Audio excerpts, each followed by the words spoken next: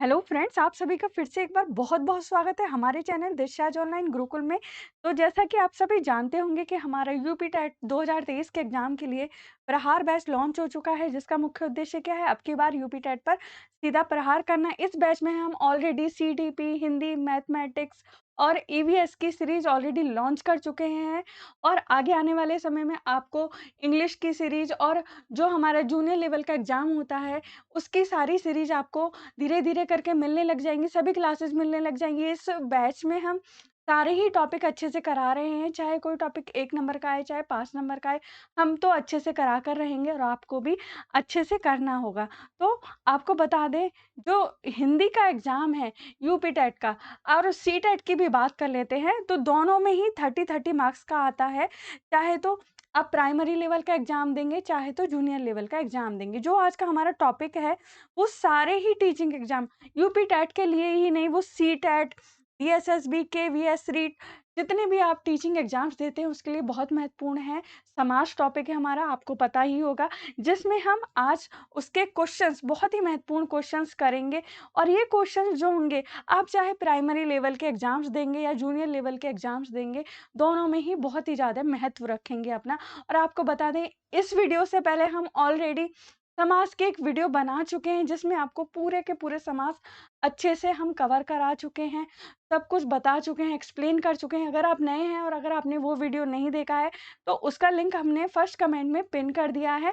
आप वहाँ से जाकर उस वीडियो को देखिए, फिर ये क्वेश्चंस करेंगे, तो आपको समाज एकदम अच्छे से तैयार हो जाएँगे। कभी भी कोई भी कन्फ्यूजन नहीं रहेगा आपके समाज के किसी भी क्वेश्चन में, क्योंकि अब रटना नहीं, अब समझना है। और हमने आपको समझाया है, आप भी समझेंगे। अगर आपको कोई कन्फ्यूजन होगा तो आप हमें कमेंट बॉक्स में कमेंट ज़रूर करेंगे, कोई भी कन्फ्यूजन में नहीं रहेंगे। बाकी हम पूरी कोशिश करेंगे आपको हर एक तरीके से समझाने की कि आपको एग्ज़ाम में कोई भी कन्फ्यूजन ना हो। इस वीडियो में हम 30 बहुत ही महत्वपूर्ण क्वेश्चंस आपके साथ डिस्कस करेंगे, जो कि बहुत ज़्यादा आपके लिए एनालिसिस करके बनाए गए हैं सारे एग्ज़ाम्स को, जो आपके लिए बहुत महत्व रखेंगे आगे जो भी आप एग्ज़ाम देंगे।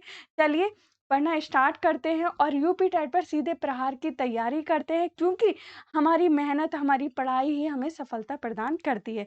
चलिए देखते हैं पहला क्वेश्चन क्या है।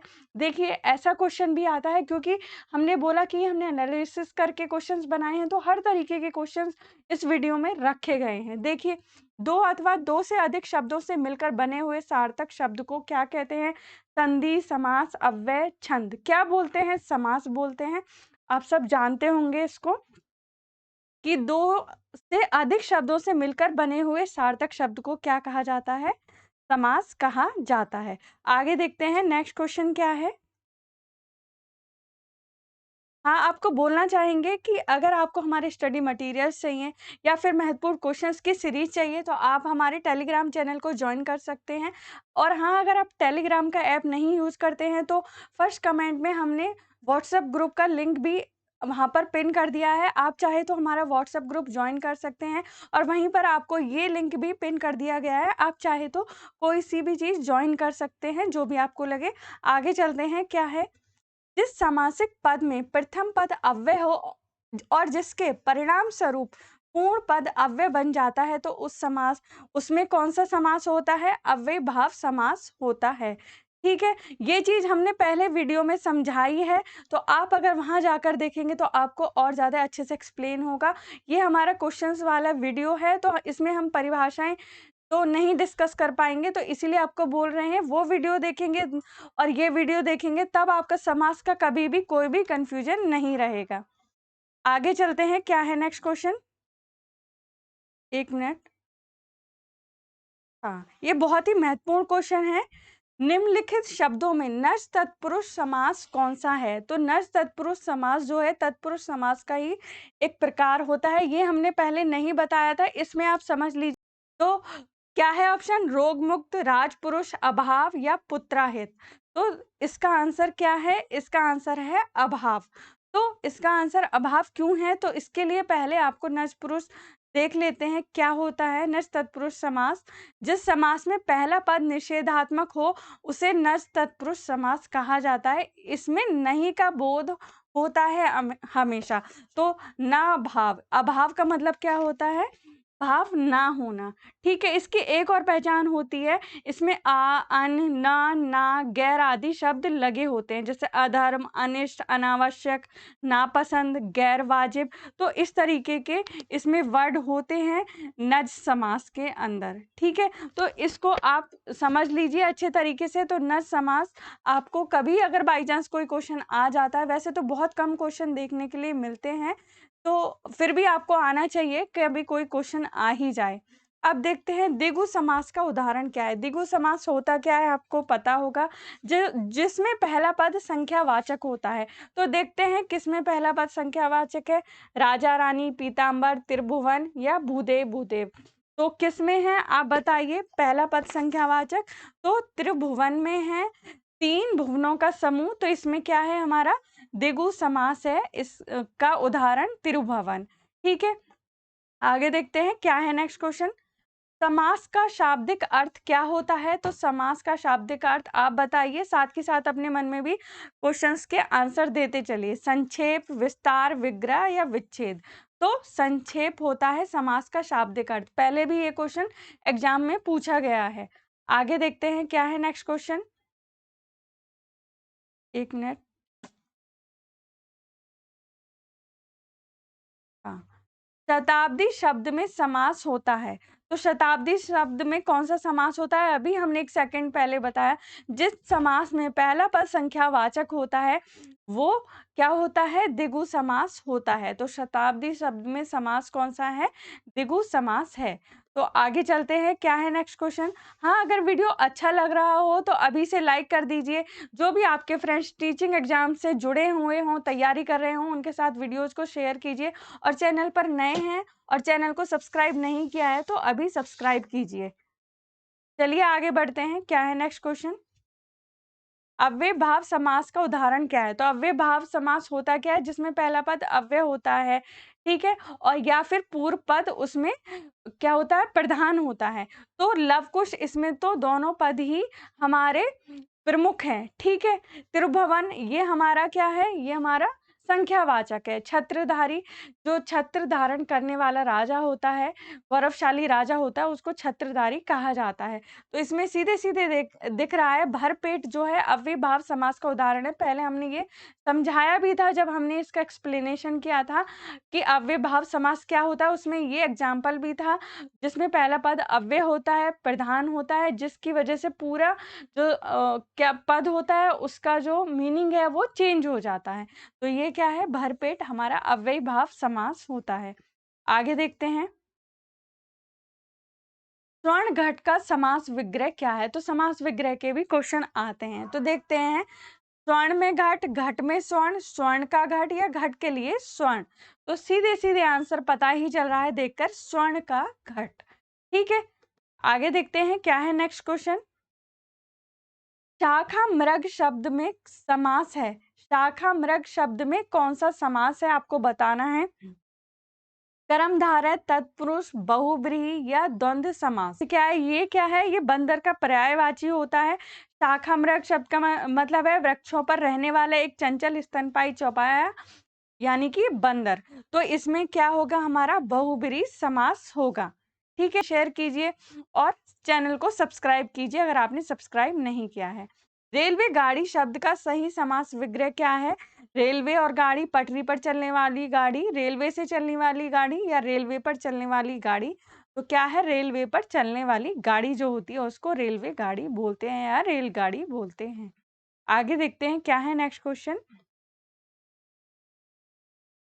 जिस समास के पूर्व एवं उत्तर पद दोनों ही पद समान रूप से प्रधान हो उसे क्या कहा जाता है? तत्पुरुष, बहुब्रीहि, द्विगु या द्वंद्व। तो आपको इसके लिए सारे समास पता होने चाहिए कि क्या होता है। इसका आंसर है द्वंद्व, क्योंकि इसमें दोनों ही पद समान रूप से प्रधान होते हैं। जैसे इसका उदाहरण है माता पिता, अगर बोला जाए इसमें योजक चिन्ह भी होता है बीच में मोस्टली। बट इसके कुछ उदाहरण होते हैं जिसमें योजक चिन्ह होता है बट नहीं होता है, उसमें द्वंद्व समास नहीं होता है। वो अभी आगे अभी आपको क्वेश्चन कराएंगे, तब आपको थोड़ा समझ आएगा कैसे समझना है। तो इसमें द्वंद्व समास था। है क्या है? आगे देखते हैं क्या है, तदित में समास कौन सा होगा। तो देखते हैं क्या है, तत्पुरुष समास, कर्मधारय समास, अव्ययभाव समास या द्विगु समास।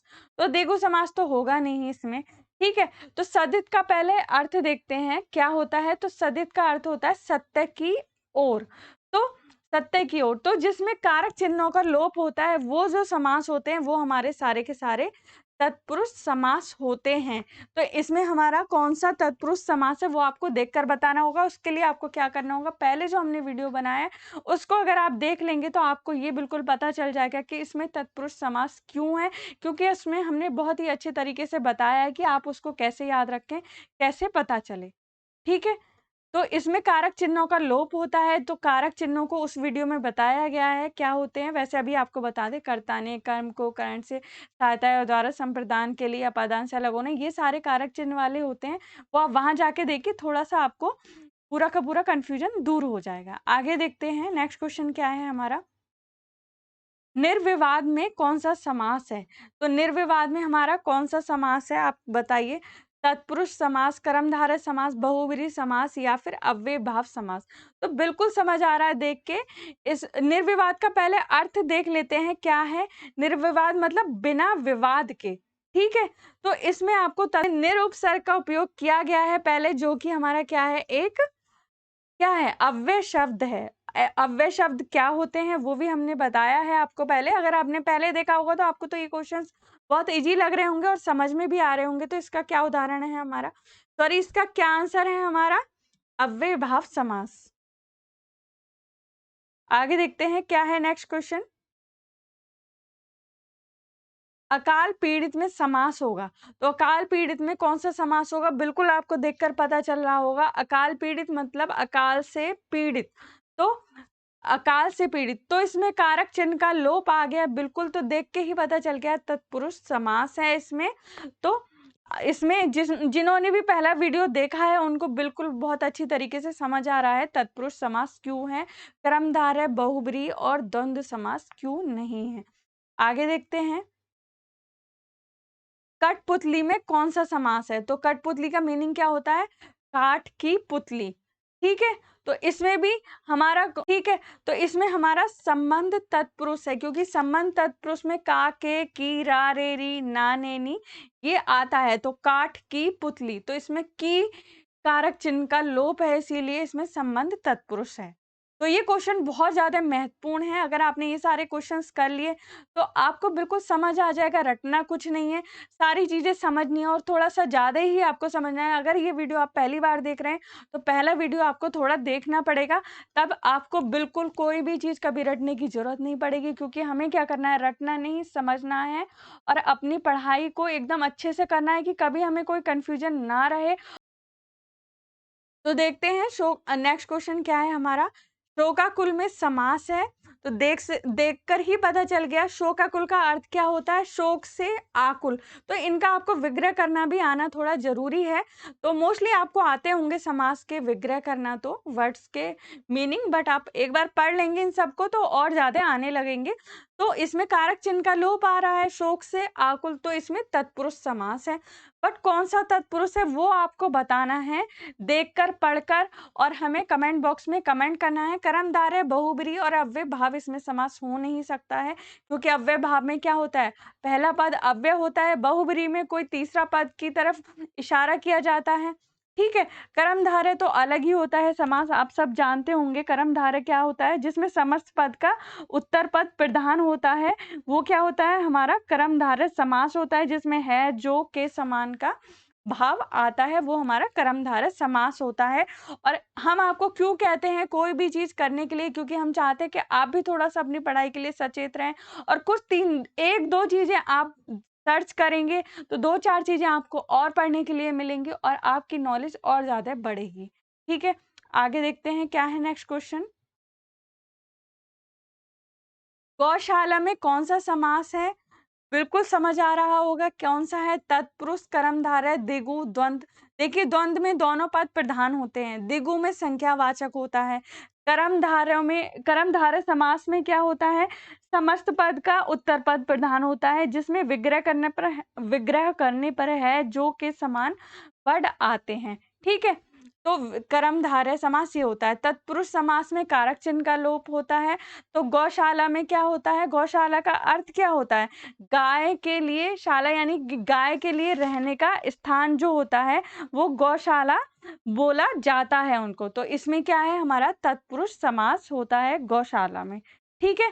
तो इसी तरीके से आपको समझना होगा, जैसे प्रयोगशाला हो गया, प्रयोग के लिए शाला, जैसे यज्ञशाला, यज्ञ के लिए शाला, ठीक है? तो इसी तरीके से आपको थोड़ा-थोड़ा समझ लीजिए, आपको बिल्कुल समझ आ जाएगा, कभी भी आपको रटना नहीं पड़ेगा। अगर आपको ये सारे स्टडी मटेरियल चाहिए तो आप हमारे टेलीग्राम ग्रुप को जॉइन कीजिए, या तो आप व्हाट्सएप ग्रुप को भी जॉइन कर सकते हैं, आप जैसा भी चाहें। आगे देखते हैं, चक्रपाणी में मान्य समास है। तो चक्रपाणी में कौन-सा समास है, ये आपको बताना है कि चक्रपाणी में कौन-सा समास है।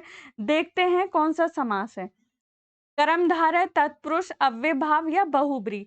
तो आपको बिल्कुल समझ आ गया होगा। अभी हमने जैसे कि बताया आपको सारे ही समास के, फिर भी हमने आपको एक्सप्लेन कर दिया है क्या-क्या होते हैं। तो चक्रपाणी का पहले समास विग्रह कीजिए।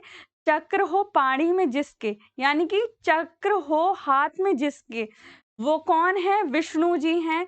तो इसमें कौन-सा समास होगा? बहुब्रीहि समास होगा इसमें। ठीक है?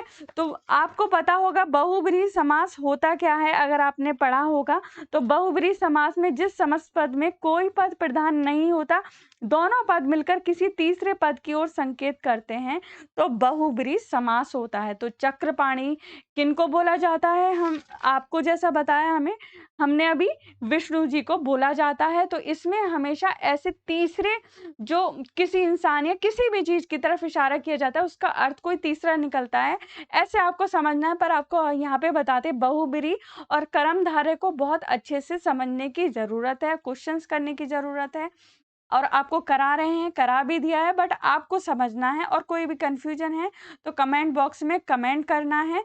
कोई भी कन्फ्यूजन में नहीं रहना है, रटना नहीं है, समझना है। तो चक्रपाणी में कौन-सा समास हुआ? बहुब्रीहि समास हुआ। तो आ रहा होगा आपको समझ में, इसीलिए हमने बोला था कि इस जो वीडियो में सारे ही क्वेश्चन बहुत ज़्यादा महत्वपूर्ण हैं। इसलिए आपको बोला था कि सारे क्वेश्चंस करने हैं, जो कि आपको कभी रटना नहीं, समझना ही पड़े हमेशा। अनायास में कौन-सा समास है? तो अनायास में आपको बताना है कौन-सा समास है। तो बताइए, अनायास का पहले समास विग्रह कीजिए। तो देख लेते हैं कि ऑप्शंस क्या-क्या हैं इसमें।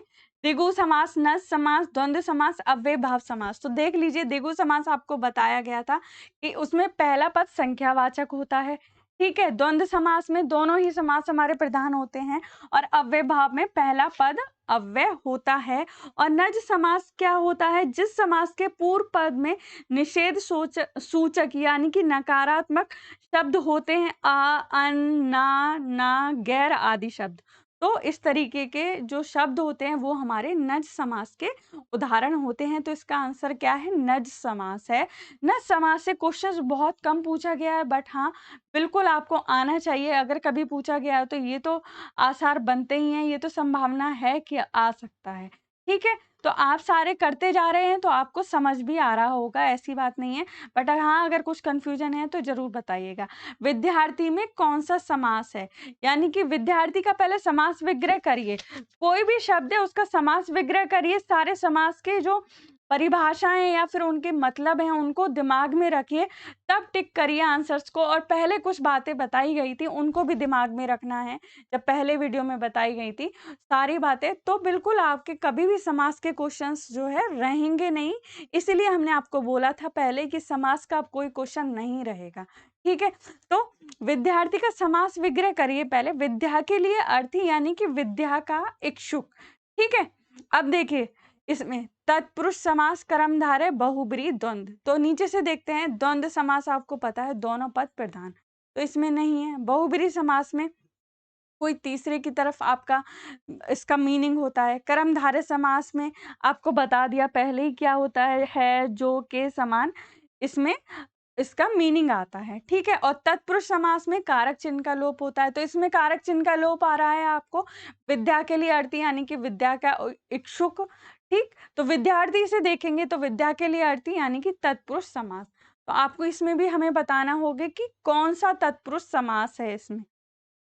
क्योंकि तत्पुरुष समास के प्रकार हैं जो कि आपको बिल्कुल पता होने चाहिए और वो भी पूछे जाते हैं एग्जाम में, जैसे अभी आपने ऊपर भी क्वेश्चंस देखे हैं।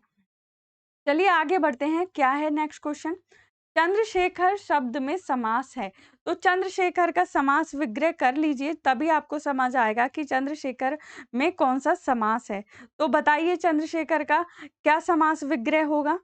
हम्म तो चंद्रशेखर का समास विग्रह होगा, चंद्र है जिसके शिखर पर। तो कौन है वो? शिव जी, शिव भगवान है, चंद्र है जिनके शिखर पर। तो बिल्कुल जैसा अभी हमने बताया बहुब्रीहि समास होगा। बिल्कुल आपको समास विग्रह करते ही इसका आंसर पता चल गया होगा। द्विगु नहीं है, तत्पुरुष नहीं है, कर्मधारय नहीं है। बिल्कुल आपको देखने से ही पता चल गया कि बहुब्रीहि समास है। चंद्र है जिनके शिखर पर, वो है शिव। तो इसी तरीके से हमारा बहुब्रीहि समास होता है। बिल्कुल आपको एकदम ध्यान रखना है बहुब्रीहि समास, और कर्मधारय में कभी भी कंफ्यूज नहीं होना है। ठीक है, आगे देखते हैं कौन सा क्वेश्चन है। बहुत ही महत्वपूर्ण क्वेश्चंस हैं सारे। निम्न में तत्पुरुष समास का उदाहरण है, एक तरफा, आत्मनिर्भर, धनंजय, वक्रतुंड। तो बताना है, तो आपको इनमें सबका समास विग्रह करना है।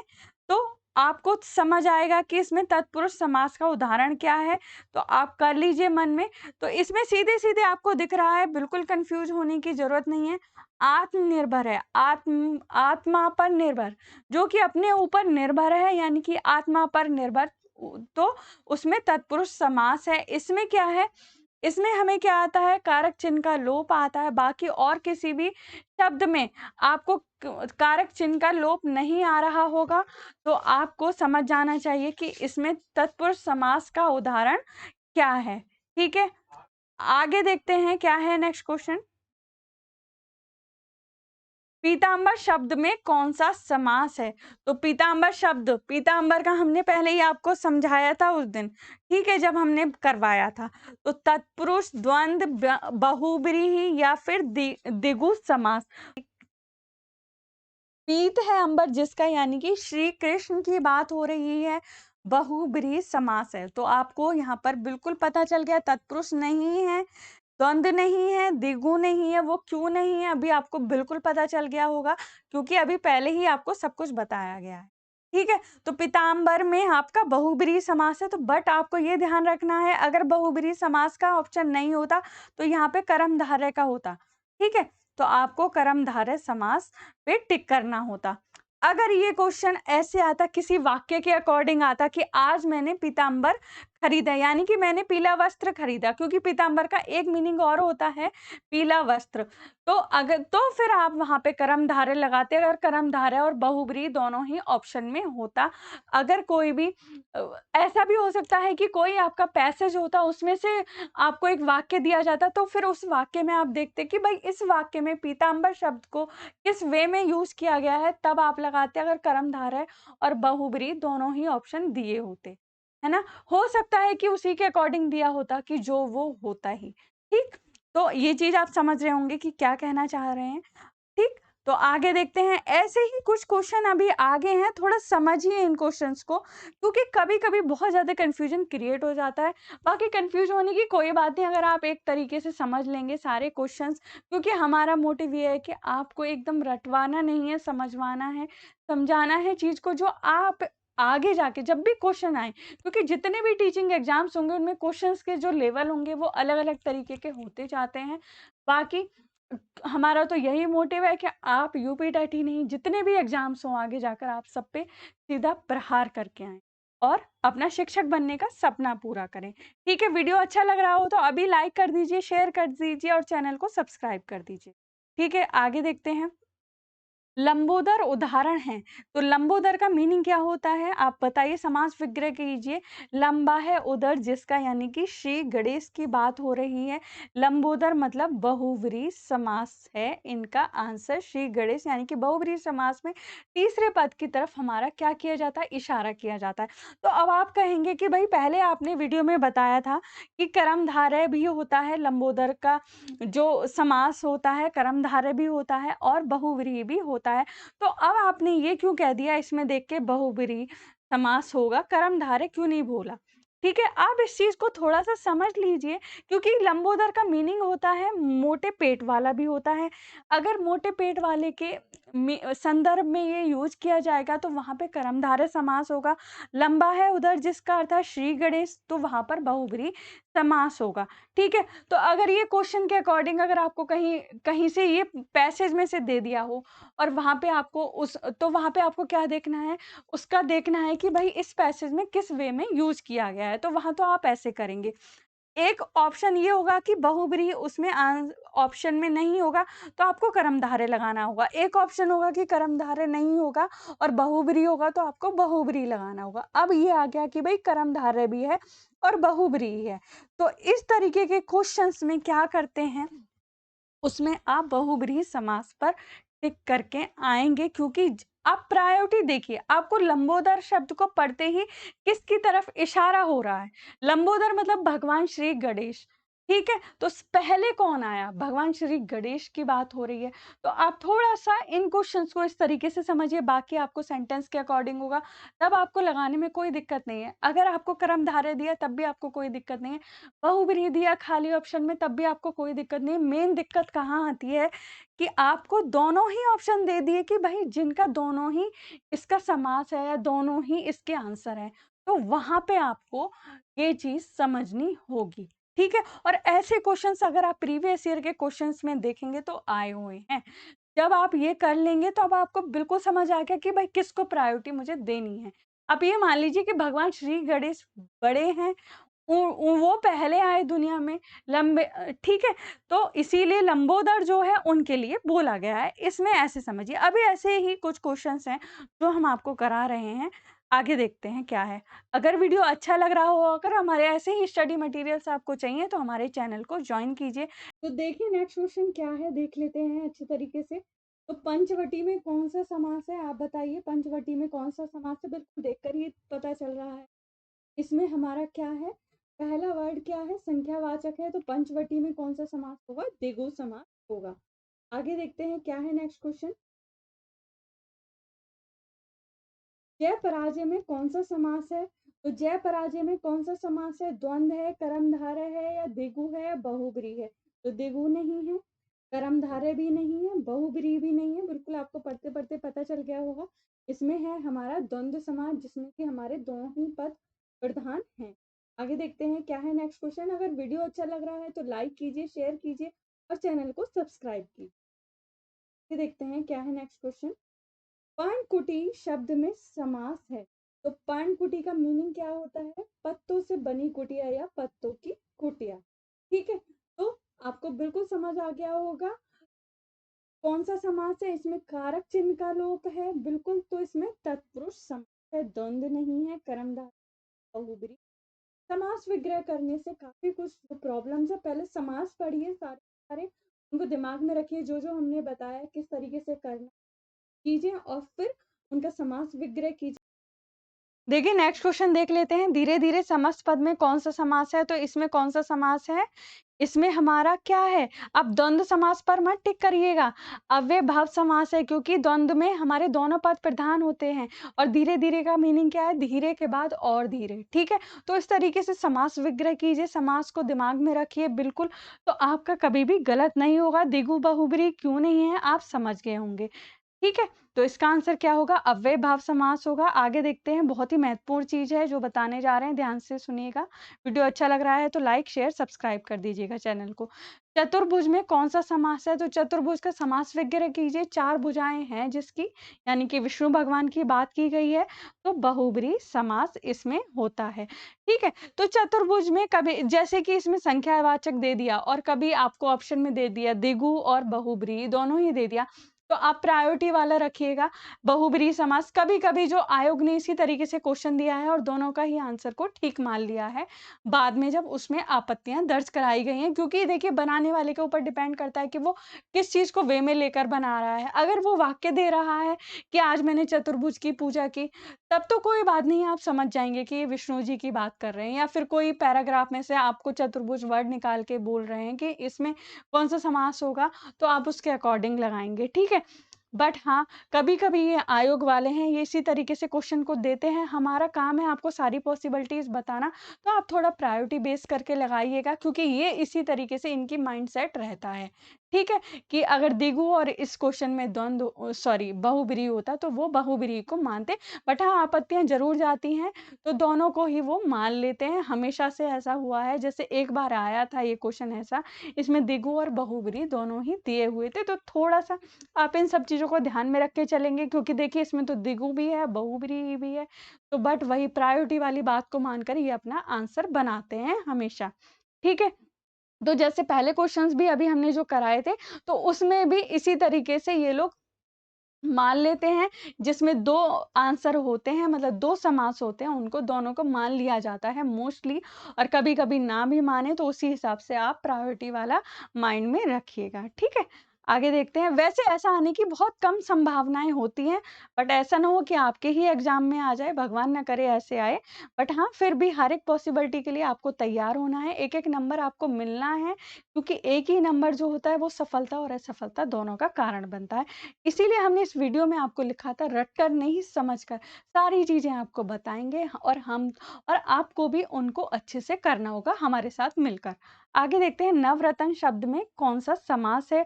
तत्पुरुष है, अव्ययभाव है, दिगु है या द्वंद्व है? बिल्कुल आप देखकर बता सकते हैं। नवरत्न यानी कि 9 रत्नों की बात हो रही है, तो इसमें क्या है हमारा दिगु समास है। तो अब आपको पता चल गया कि एक समास में सॉरी एक वर्ड में जब 2 समास होते हैं, तो आप उनको किस तरीके से आप टिक करते हैं। कभी-कभी देखिए खुशकिस्मती है कि वो लोग दोनों को ही मान लें, और कभी-कभी अगर ना भी माने तो आप किस तरीके से टिक करेंगे, अगर ऐसा आ गया। बहुत कम संभावनाएँ हैं, 0.1% ही है, किस तरीके से आएगा। इसलिए इन क्वेश्चंस को हमारी टीम ने थोड़ा-सा ऐसे करके बनाया, एनालिसिस करके। आप वीडियो देख रहे हैं ना, तो आप प्रीवियस ईयर के क्वेश्चंस को ज़रूर देखिएगा उठाकर, तो आपको पता चलेगा कि प्रीवियस ईयर में भी ऐसे क्वेश्चंस टीचिंग एग्ज़ाम्स में, यूपी टेट में भी पूछे गए हैं, बाकी टीचिंग एग्ज़ाम्स में भी। तो ये था हमारा वीडियो जिसमें हमने बहुत ही ज़्यादा महत्वपूर्ण 30 क्वेश्चन किए।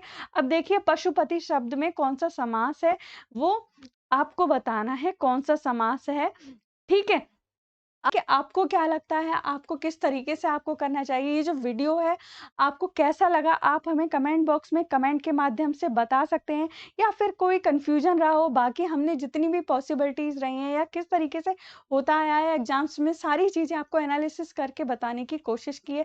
फिर भी कोई कन्फ्यूज़न रहा हो, तो कमेंट बॉक्स में ज़रूर कमेंट कीजिएगा, क्योंकि अब रटकर नहीं, समझ कर चलना होगा चीज़ों को, और एक-एक नंबर को गेन करना होगा और हर एक चीज़ को अच्छे से करना होगा। क्योंकि हमें तो सारी चीज़ें करानी है और आपके हर एक एग्ज़ाम पर सीधा प्रहार कराना है, सिर्फ़ यूपी टेट ही नहीं, आगे भी हर एक एग्ज़ाम में करके आइए। ठीक है? तो आशा करते हैं आपको समझ आई होंगी बातें। आप पहला वीडियो भी देख लीजिएगा अगर आपने नहीं देखा है, आपको और अच्छे से क्लियर हो जाएगा। तो दोस्तों चलिए, मिलते हैं आपसे नेक्स्ट वीडियो में। तब तक के लिए आप अपना ध्यान रखिए, एक-दूसरे की खूब हेल्प कीजिए, क्योंकि हमको एक-दूसरे की हेल्प करके ही आगे बढ़ना है, अपना टारगेट अचीव करना है, और अपने आस-पास सब चीज़ों का ध्यान रखना है, सबका ध्यान रखना है, और अपना भी ध्यान रखना है, क्योंकि जब हम अपना ध्यान रखेंगे, तभी हम अपने बड़ों का, अपने दूसरों का भी ध्यान रख पाएँगे। तो मिलते हैं आपसे नेक्स्ट वीडियो में। जय हिंद, जय भारत।